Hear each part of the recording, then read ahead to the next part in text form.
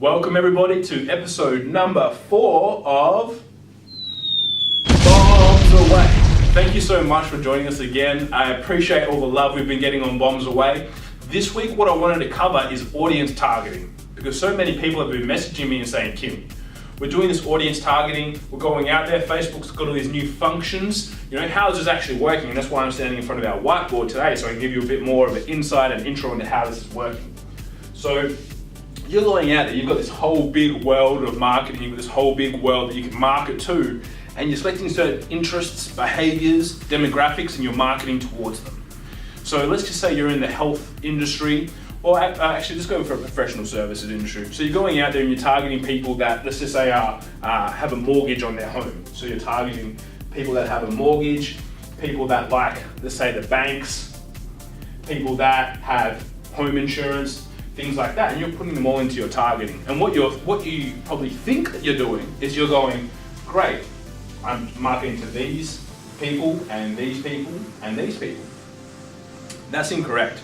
It's not and, it's or.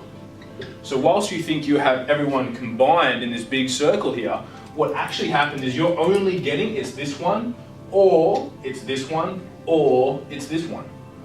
So what's happening is you're going, I think I'm getting access to all these people, but you could be getting all your leads from here, from here, from here. You don't actually know specifically where the leads are coming from. So it makes it very hard because you don't have the firm data. But what we have with the new function, for example, is we have the inclusive or the narrowing function. So what that allows us to do is go, let's just say that, okay, for here, we're just going to target people who are mortgaged. We're going to cross off the banks and the home insurance. We've just got this group as our mortgage group here. They have a home that's mortgaged.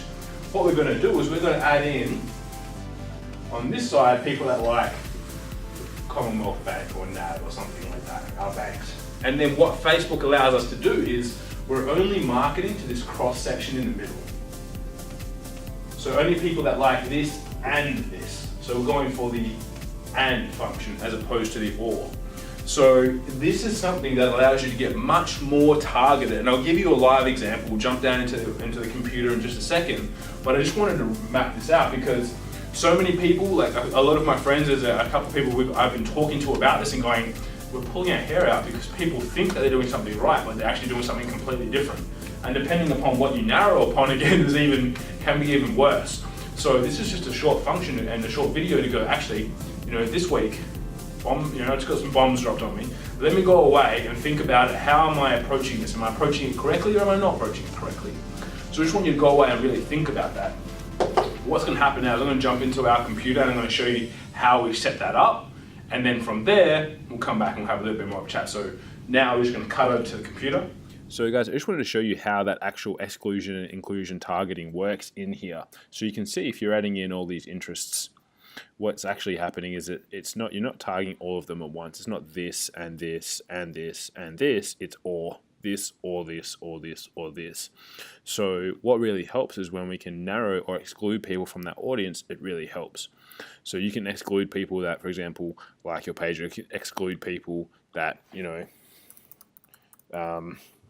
like Centrelink or has Centrelink as their employer or anything like that. You can exclude those people from there. So you can exclude them to narrow the audience, and you can also narrow it by saying they must also. So if you had these people, but also let's just say we wanted to make sure that they had a higher level of income, I can just search for it in here in the browsing section, in the demographics. So maybe that's their, that's fine. They always change things and income's gone away. But let's just say that you wanted to have someone who had gone, where's their undergrad year, so they graduated in the last 4 years. You can see that really refines the audience. So we know there's someone who's just left school, just graduated. You can also target by, I think, what their level of education is or what university they went to. So for example, Murdoch Uni is a uni that I went to. You can refine those audience by that. You can also refine by if they're classified as a graduate or anything like that to Murdoch Business School. things like that. So you can actually refine it down. So it makes it a much more targeted audience over here. You can see, well, let's just say we wanted those people and they were small business owners or something like that as well.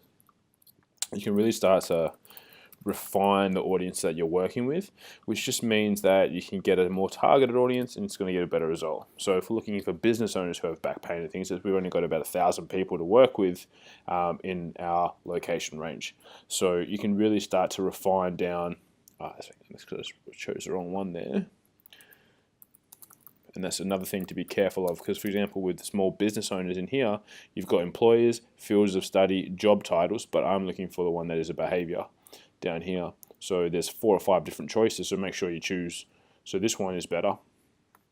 So small business owners with back pain, headache, migraine, tension headaches, things like that, 22,000 people. So it can be really refined with it, as opposed to if we just have it as all things as opposed to ands, 220,000. Much bigger audience, way less targeted. So it's just a short video to show you guys exactly how that process works that we've just been talking about and that I've just drawn on the board for you.